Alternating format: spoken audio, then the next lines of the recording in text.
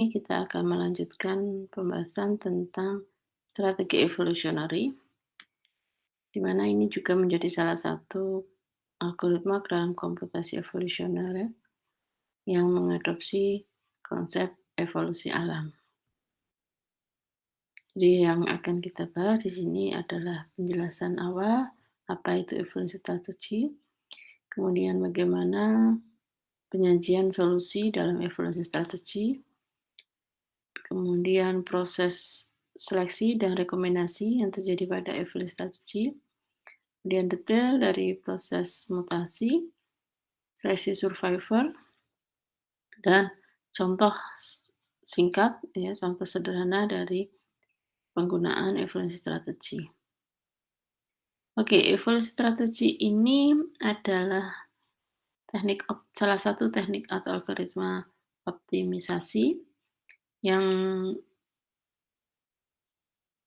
berdasarkan atau menggunakan konsep evolusi, sehingga ini masuk dalam kelas evolutionary computation atau metodologi dalam evolusi yang artifisial. Jadi evolusi strategi ini menggunakan representasi yang bergantung pada permasalahan yang akan diselesaikan, dan secara umum nanti proses utamanya adalah mutasi dan seleksi sebagai operator pencarian.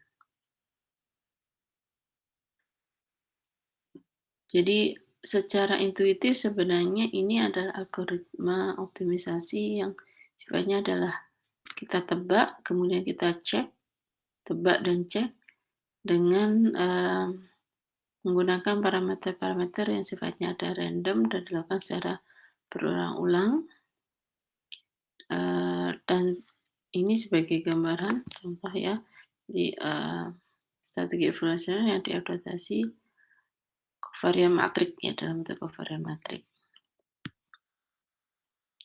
Kemudian seperti apa representasi solusi atau kromosom atau individu di dalam evolusi strategi? Dimana ini kita bagi jadi terdiri di dalam representasinya terdiri dari dua bagian. Yang pertama adalah variabel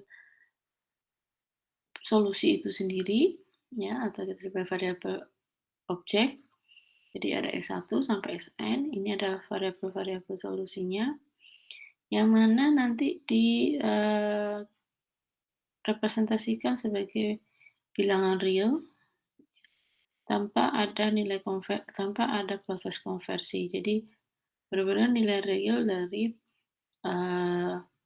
domain setiap variabel solusi.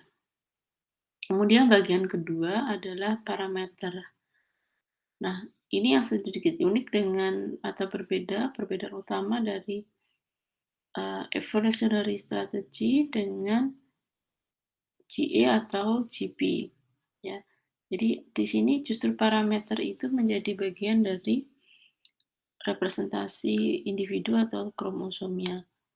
Ya, jadi parameternya itu adalah mutation step size, ya, tau 1 hingga tau n sesuai dengan banyaknya variabel solusi. Kemudian ada rotation degree. Ini adalah nilai alfa 1 sampai alfa k. K di sini diambil dari separuh ya, separuh dari ukuran atau banyaknya variabel objek. Ya, sehingga kalau kita sajikan dalam bentuk kromosom yang ini, ya, variabel solusinya X1 sampai Xn, kemudian ini adalah parameternya tau 1 sampai tau n, dan ada alfa 1 sampai alfa k. Sehingga di sini nanti secara langsung kita langsung bisa mengetahui banyaknya panjang dari kromosom itu. Ya, jadi tergantung pada variabel solusinya. Nah, ini sebagai contoh ada X1 sampai Xn, ini X-nya misalnya N-nya adalah 2, jadi variabel solusinya hanya ada 2, kemudian berarti tau-nya ada 2 juga, ya. Kemudian alfanya cukup 1 karena tadi diambil K itu adalah N min 1 bagi 2. N-nya 2 berarti 2 dikalikan 2 dikurangi 1, 1 berarti 2 dibagi 2 adalah 1. Jadi kalau misalnya ada nilai variabel objek 1, X1 itu min 3,217, X2-nya 2,753, maka kita bisa lihat di sini. Jadi kromosom yang ini itu menyatakan bahwa ini adalah X1-nya negatif 3,217, X2-nya adalah 2,753, TO1 itu ini 0,0132, jadi ini adalah mutation step-stepnya untuk X1, yang ini adalah untuk X2, dan ini adalah nilai rotation degree-nya. Nanti penggunaannya akan kita bahas berikutnya. Nah, secara singkatnya bahwa di evaluasi strategi itu pseudocode-nya atau langkah-langkahnya adalah sama, ada inisialisasi populasi. Pertama yaitu kromosomnya XT, T-nya ini adalah 1 berarti ya T0, kemudian ini nilainya. Kemudian kita lakukan looping di sini. Kita ambil ZI itu secara random. Ini nanti adalah 1 sampai N, banyaknya variabel solusi. Kemudian YT ini adalah XT plus YI. Jadi nanti ini yang proses update-nya. Ya, jadi update nilai dari setiap variabel solusinya. Jika nilai nanti dicek, fungsi objektifnya lebih besar, lebih bagus, maka kita pakai yang baru. Tapi kalau yang dihasilkan tidak lebih bagus, maka kita ambil yang lama. Ini langsung terus akan dilakukan sampai sejumlah ukuran sebanyak populasinya. Jadi di dalam kalau berkaitan dengan seleksi parent dan rekomendasi, kalau di dalam algoritma genetik, ya kita bisa menggunakan berbagai metode seleksi yang ada.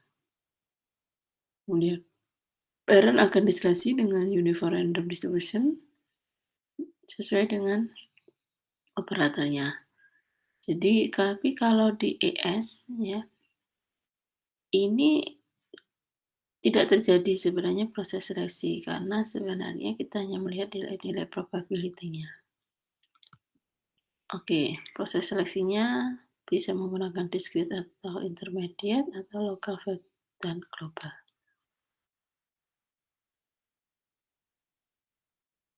Nah, ini hasilnya nanti nilai ZI-nya untuk mendapatkan nilai ZI-nya. Kemudian mutasi dari gen ini mengubah nilai gen dengan menambahkan nilai random ya di yang proses update dari nilai ininya. Oke, kemudian mutasi karena tadi ada mutation degree of rotation-nya ya, itu digunakan untuk mutasinya. Ada beberapa jenis mutasi yaitu dengan tanpa korelasi, jadi hanya menggunakan satu nilai sigma, dan ini proses untuk update-nya tadi ya. Kemudian ini untuk kromosomnya, misalnya seperti ini. Kemudian mutasinya ini ada learning rate dan ada untuk setiap gennya ya. Jadi ada learning rate untuk semua gen dan ada learning rate untuk setiap gen.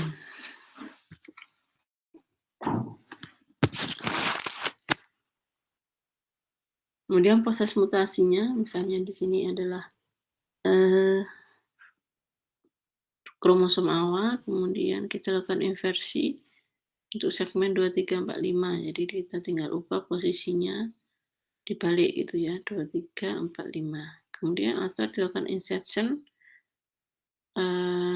nomor 2 dengan nomor 5 dan 6. Jadi 2 yang di depan tadi kita sisipkan antara 5 dan 6. Atau dilakukan displacement ya di posisi 2, 3, 4, 5 itu akan diletakkan setelah 6 dan 7. Atau dilakukan reciprocal exchange, jadi posisi nomor 2 dan 5 itu akan saling ditukarkan. Oke, itu beberapa mutasi operator mutasinya. Kemudian proses update seleksinya ini menggunakan mu plus lambda. Jadi ini yang generasi yang ada, misalnya X1 sampai X3 sampai X mu ya, berarti sejumlah ini berarti ukuran atau banyaknya variabel solusinya adalah mu. Kemudian yang dihasilkan itu adalah sebanyak lambda. Maka dilakukan seleksi secara survival, mu plus lambda akan menghasilkan sebanyak mu, jadi kita akan ambil secara acak atau kita ambil yang paling baik di antara 1 sampai mu.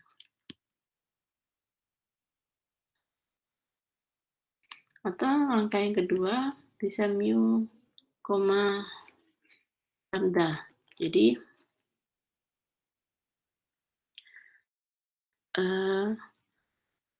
ini terjadi ketika ya,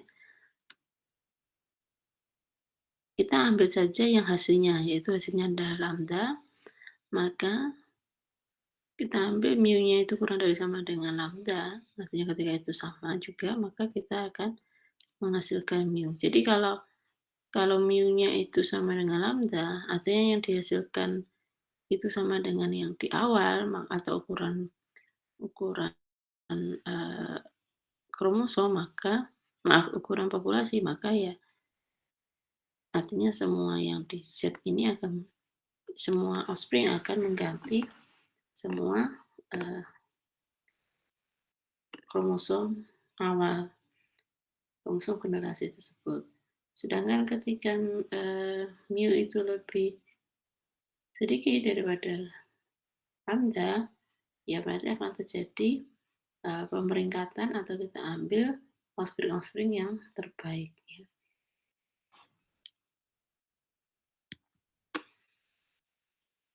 Nah, pertanyaan adalah mana yang lebih baik kita ambil, mu, lambda atau mu plus lambda. Kita lihat dari aspek fitness ya.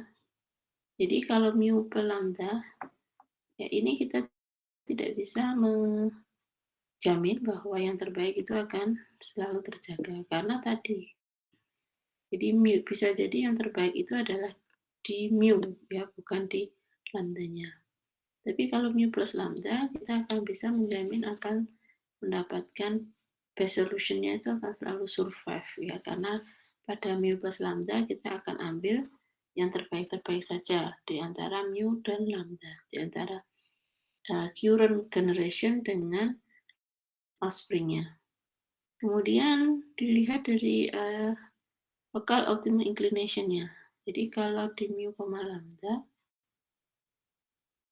ketika variasi solusinya itu lebih baik, maka kita akan melakukan eksplorasi yang lebih baik. Ya, jadi tanpa memperhatikan lokal optimum. Sedangkan kalau mu plus lambda, bisa jadi kita akan terjaga terus di dalam lokal optimum karena kita akan mengkeep yang selalu terbaik. Kemudian dalam aspek parameter mutasi ketika itu selalu bagus, maka bisa jadi berakibat pada menghapus kalau mu, lambda, mutasi itu justru menghapus generasi yang lebih baik, yang sudah baik. Kemudian sedangkan mu plus lambda itu bisa tidak akan ada pengaruhnya karena nanti yang generasi sebelumnya itu akan yang terbaik akan masih tersimpan atau akan survive. Kemudian bagaimana penerapannya, proses yang seperti apa? Kalau mu, lambda ini bagus ya, karena nanti untuk mutasi-mutasi yang kurang bagus, sedangkan ini kurang bagus untuk solving dynamic problem. karena bad mutation aspek dan adanya local optimum. Kemudian untuk proses evolusi ada mu plus lambda, mu, lambda, mu dibagi R plus lambda dan mu bagi R, lambda. Artinya kalau yang 3 dan 4 ini berkaitan dengan dia adanya proses rekombinasi. Ya. Selanjutnya contoh ini untuk optimization fertilization distribution oleh Wihandika dan kawan-kawan 2018. Jadi physical routing problem ya dengan time window. Di banyaknya kita akan menentukan ya rute ya perjalanan dari suatu tugas tertentu untuk mau sampai ke tujuannya. Jadi ada sejumlah N ya pesanan dari berbagai toko. Kemudian setiap pesanan itu ada time window-nya. Jika suatu pesanan itu dilayani di luar dari time window-nya, maka akan ada penalti berdasarkan dari perbedaan antara delivery time dengan time window-nya. Oke, selain time window, nanti setiap order itu ada ukurannya. Jadi banyaknya vehicle itu dapat digunakan itu tidak terbatas. Ya, banyaknya vehicle yang digunakan tidak terbatas. Kemudian kualitas dari rute pengiriman itu akan dinilai berdasarkan banyaknya penalti, total jarak, dan total size dari order yang sudah yang tidak dilayani. Jadi di sini fitness 1000 dibagi. Kenapa pakai 1000 dibagi? Karena kita menggunakan maksimum nanti ya. Mencari nilai maksimum. Ini penaltinya, kemudian ini adalah total distance-nya. XIC kali EIC, kemudian di sini adalah yang tidak ter-unserve, yang tidak terlayani. Oke, kemudian inisialisasinya di sini pakai random permutation, kemudian mutasinya pakai non-correlated atau plus 1 sigma, mutasinya pakai inversion, insertion, nah kita akan coba keempat mutasi, kemudian metode seleksinya menggunakan mu plus lambda, artinya ini adalah seperti halnya pada konsep elitism di genetic algorithm. Kemudian untuk representative komposernya, ini menggunakan permutation representation. Setiap gen akan disajikan sebagai ID store-nya. Ini 5132, kemudian ini adalah banyaknya ordernya. Ini kemudian vehicle-nya. Ini misalnya urutan vehicle 1 dan seterusnya. Kemudian kita generate secara random. Ya, strategi parameternya adalah ini. Maka dilakukan inversion mutation, offspring-nya adalah seperti ini, kemudian dilakukan insert mutation, 3 dipindahkan setelah 6. Pakai 2x mutation, jadi saling dipindahkan posisinya. Kalau pakai shifting mutation, ya kita geser posisinya. Nah, ini hasil yang diberikan. Kemudian kalau secara grafik kita lihat pergerakannya akan berbeda untuk setiap skema yang ada. Itu penjelasan tentang evolutionary strategy. Terima kasih.